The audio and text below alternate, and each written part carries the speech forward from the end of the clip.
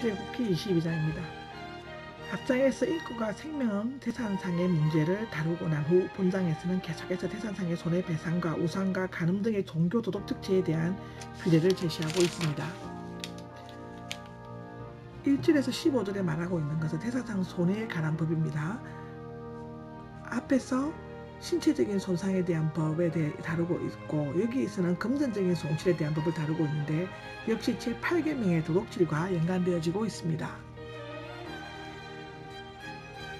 이웃의 물건을 도둑질했을 경우에 1절과 4절에 나와 있는데요. 어떤 사람이나 소나 양을 훔쳐서 잡거나 팔았다면 소 한 마리에 소 5, 양 한 마리에 양 4마리를 갚아야 한다고 1절에 나와 있습니다. 특히 소일 경우는 고기나 가죽 외에 노동력을 제공하였기 때문입니다. 도둑이 밤에 집을 뚫고 들어가다 맞아 죽어도 때린 자에게는 죄가 없었습니다. 정당방위로 인정되었던 것 같습니다. 당시 집에는 천막이나 진흙, 흙별로도 지어졌으므로 뚫고 들어오는 일이 있었습니다. 그러나 낮에 죽였다면 피 흘린 죄가 있었는데 그 이유는 그 도둑의 살인의 의도가 없었거나 또는 다른 사람의 도움을 받을 수 있었기 때문이었을 것입니다. 도둑은 훔친 물건을 배상해야 하고 가진 것이 없으면 자신을 종으로 팔아서라도 물어내야 한다고 3절에 기록되어져 있습니다. 도둑질한 가축을 산채로 가지고 있으면 2배로 갚아야 한다고 4절에 나와 있습니다. 이웃의 재산에 피해를 줄 경우에 5절 6절에 가축이 남의 밭에 들어가 농작물을 뜯어먹게 되면 가장 좋은 수확물로 물어내야 한다고 5절에 나와 있죠. 불이 나서 남의 곡식이나 밭을 태웠다면 불 붙인 사람이 물어내야 하고, 울타리로 쓰이는 가시나무는 종종 쉽게 불이 붙어 들에 전체에 퍼지게 되었습니다. 모세율법은 생명과 재산의 권리를 둘 다 강조하고 있습니다. 밖에로 물건을 피해를 준 경우에는 7절에서 13절에 나와있죠. 고대 근동에는 은행이 없었으므로 개인의 재산은 종종 보호를 위해 이웃에게 맡겨졌습니다. 누군가의 기존품들을 맡은 사람은 그것에 대한 책임을 져야만 했고, 만약 물품을 맡은 기존품을 잃어버렸고 도둑이 잡히지 않는다면 그것은 맡은 사람이 자신이 훔치지 않았음을 재판장 앞에서 증명하거나 2배로 갚아주어야 했습니다. 7절 9절에 나와 있습니다. 안전하게 보관하도록 맡겨진 가축이 죽었거나 다쳤거나 잃어버렸다면 그것을 맡았던 사람은 그가 소홀히 하지 않았음을 증명하든지 손실을 갚아야 했습니다. 10절과 13절에 나와 있습니다. 빌려온 물건에 대해 피해를 준 경우에는 어떤 사람이 그 이웃 사람에게 가축을 빌려왔을 때 빌린 사람의 손해를 물어내야만 한다고 합니다. 그러나 그 주인이 함께 있었다면 물어내지 않아도 되고, 세를 낸 가축이 상했을 때는 그 쇳돈을 물어줘야 한다고 합니다.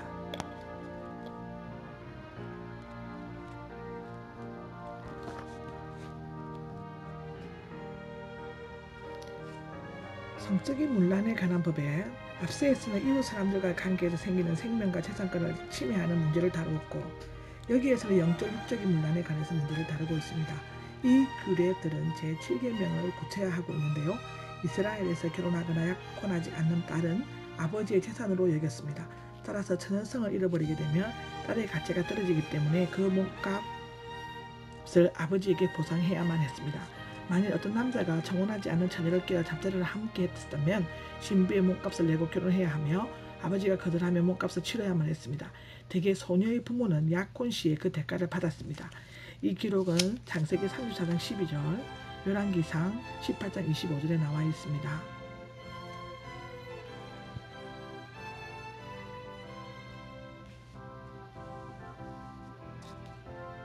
우상 숭배에 관한 법은 여기에 세 종류의 사람을 반드시 죽여야 한다고 기록되어져 있습니다. 첫째는 마술을 부리는 무당, 둘째는 짐승과 교접하는 자, 셋째는 여호와 외에 다른 신들을 제사를 드리는 자라고 기록되어 있습니다.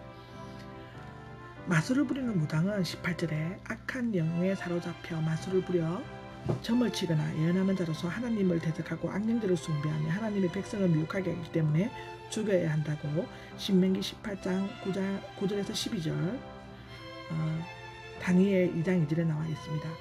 짐승과 교접하는 자라 19절에 당시 이집트에는 동물을 신성시하여 신격화시켰으며 제사 때에는 실제로 동물과 교접하기도 하였다고 합니다. 가나안에서는 바알신이 어린 암소나와 항소와 관계하는 의식을 행하면서 음란 행위를 부추겼다고 하고요. 고대 신화나 서사 시대에는 이방 신들과 반신 반인들이 짐승과 교미하는 모습이 묘사되고 있기도 합니다. 오늘날에도 서구에서는 실제로 동물과의 성적 접촉을 법으로 금지하고 있습니다. 성경은 짐승과 관계하는 자를 죽이도록 명령하였습니다. 레위기 18장 23절, 신명기 20장 21절에 나와 있습니다. 왜냐하면 이런 행위는 하나님의 형상으로 지음받은 인간의 존엄성을 떨어뜨리고 창조 질서를 파괴하기 때문입니다. 주의 백성은 거룩하고 정결하게 살아야만 한다고 레위기 19장 2절, 20장 7절에 나와 있습니다. 세 번째로 여호와 외에 다른 신들에게 제사드리는 자 20절에 나와 있죠. 제1계명을 보충하는 규례로서 여호와 하나님의 주권에 도전하고 그일을 훼손하는 자는 마땅히 죽임을 당해야 한다고 합니다. 과거에는 우상이나 형상을 만들어 경배했지만 오늘날에는 물질이나 과학 사상, 성, 스포츠 등이 새로운 형태의 신들로 등장하고 있기도 합니다. 약자를 보살피는 것에 관한 법인데요. 21절에서 27절까지 기록되어져 있습니다. 앞에서는 하나님과 관계를 끊어버리는 우상 숭배와 성적 문란죄에 관해 다루었고 여기에서는 하나님과의 교제를 더욱 튼튼하게 만드는 규례들이 언급되고 있습니다. 하나님은 자유로우신 분이기 때문에 가난하고 힘없고 억압받는 자들을 돌보십니다. 나그네에게 묵속짓을 하거나 억압해서는 안 된다고 21절에 기록되어져 있죠. 여기서 나그네는 지나가는 손님만이 아니라 이스라엘에 거주하는 외국인들을 말하기도 합니다. 이스라엘 백성은 이집트에 머무는 동안 온갖 서름과 학대를 받았습니다. 나그네에게 악행을 하지 말고 친절을 베풀라 하는 것은 하나님 앞에서는 모든 사람이 동등하다는 것을 나타내어주고 있습니다. 가부나 고아를 괴롭히지서는 안 된다. 의지할 남편이나 부모가 없는 고아는 힘없고 소외된 약자를 대표하며 이들은 소극적으로 괴롭히지 않을 뿐만 아니라 적극적으로 보살피고 도와줘야 한다고 레위기 19장 19절, 신명기 14장 29절에 나와 있습니다. 그들을 괴롭히게 하면 하나님께서 분노하셔서 칼로 죽이고 가부와 고아를 만드신다고 합니다. 실제로 하나님께서는 주변 강대국들을 통해 그들을 괴롭히고 재산까지 빼앗은 정치, 종교 지도자들을 벌하였습니다. 이것은 하나님께서 가부와 고아를 얼마나 소중히 여기시는가를 생생하게 보여주고 있습니다. 가난한 사람에게 구워준 돈은 세척하거나 이자를 덧붙여서는 안 된다라고 25절에 나와 있죠. 부유한 자나 이방인에게는 합법적으로 이자를 받을 수가 있으나 가난한 자에게는 받지 말라고 강조하고 있습니다. 신명기 23장 20절에 나와 있고 레위기 25장 35절에서 37절에 또 신명기 15장 7, 8절에 기록되어져 있습니다. 그러나 이 명령은 지켜지지 않았을 뿐만 아니라 가난하고 힘없는 자들이 이자를 못 냈을 경우에 갚지 못했을 경우에는 재산을 몰수하였습니다. 이사야 10장 2절에 나오죠. 저당 잡힌 이웃에 겉옷은 해질 때까지 돌려줘야 한다고 26절에 나와 있는데 겉옷은 몸을 두르는 담요와 같은 것으로 저녁에 추울 때는 모포처럼 덮고 잤습니다. 가난한 자들이 한 벌밖에 가지고 있지 않은 이 옷들을 돌려주지 않으면 추위에 견디기는 힘들었을 것입니다. 하나님은 자부려 오시기 때문에 그들의 부르짖음을 들어주실 것입니다. 27절에 기록되어져 있습니다. 아멘.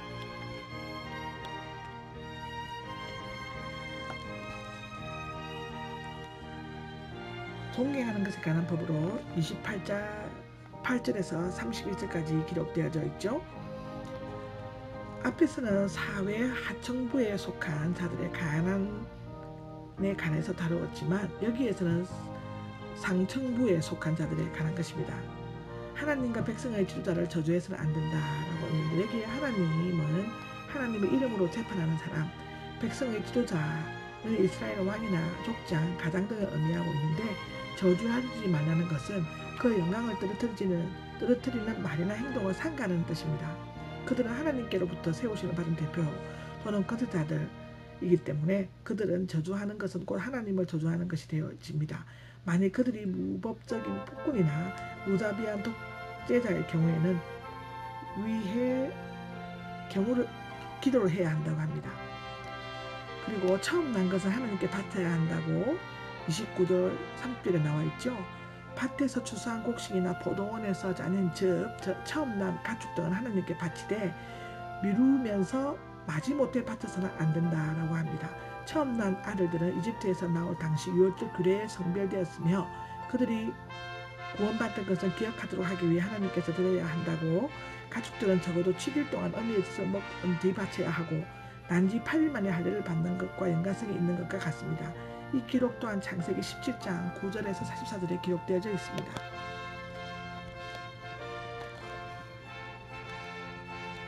너희는 내게 거룩한 사람이 되어야 한다고 31절에 나와 있는데요. 율법에서 사람의 거룩성에 대해 말할 때 복수형 대명사가 사용되는 것은 공동체 전체가 자신이 해야 할 일을 다 할 때 비로소 실천된다는 것을 보여주기 위함인 것입니다. 하나님께서 택한 백성으로 부르신 것은 거룩한 삶을 살도록 하기 위함입니다. 이것 또한 레위기 14장 11절 14절 기록되어져 있습니다. 거룩한 사람은 들에서 찢겨진 짐승의 고기를 먹어서는 안 됐는데 그 이유는 짐승이 흘린 피가 고기에 섞여 있거나 부정한 짐승이 찢을 수 있기 때문입니다. 그런 고기는 개에게 던져줘야 한다고 레위기 7장 19절 26절에 기록되어져 있습니다. 아멘. 출애굽기 22장의 히브리어 공부입니다. 3절에 나오는 배상아는 살람으로 있습니다. 살람, 온전하다, 완성하다의 뜻에서 유래된 말로 갚아주어 본래의 상태로 회복시켜주는 것이고, 6절에 나오는 낯가리는 가디시 근처, 덤이 쌓아 올린 것이란 뜻으로 추수한 곡식을 쌓아 놓는 것을 말한다고 합니다. 8절에 나오는 재판장은 엘로힘, 강함, 능력이란 뜻으로 유래된 말로 초월적 건설을 지닌 하나님을 가리키거나 존경의 대상으로서의 재판할 간을 높이는 관리를 맡는 사람을 얘기한다고 합니다. 9절에 나오는 이른 물건은 아베드, 멸망하다, 없어지다에서 유래한 말로 그 이유는 알 수 없으나 현재 눈앞에서 사라져버리는 물건을 말하고 있습니다. 끌려가도, 10절에 나오는 끌려가도 쏴바로 있습니다. 쏴바, 원뜻은 포로로 잡혀가다의 뜻이고 강탈하거나 도둑의 손에 끌려가다는 뜻이고, 13절에 나오는 찢겼으면은 타라프, 물어뜯기다, 갈기갈기 찢기다의 뜻입니다. 16절에 나오는 나페금은 마하르, 부모에게 값을 치르고 아내를 사는 것을 뜻해서 유래된 결혼 지참금이라고 합니다. 18절에 나오는 무당은 과사프, 원뜻은 요술 마술입니다. 마술이나 요술을 부려서 길흉을 예측하거나 죽은 자의 영혼을 불러내는 등의 사악한 행위로 사람들을 현혹하는 자를 말한다고 합니다. 19절에 나오는 행음하는 뜻은 샤카프, 원뜻은 눕다, 드러눕다의 성관계를 가리킨다고 하고요. 23절에 나오는 해롭게 함으로 오는 아나로 있습니다. 원뜻은 힘을 가하다, 심신의 고통을 주고 학대함이 욕보이다의 뜻으로 아나라고 있습니다. 28절의 지도자는 나시라고 있고요. 원뜻은 들어올리다, 특정한 지파의 우두머리나 족장 가문의 어른들을 말한다고 합니다. 아멘.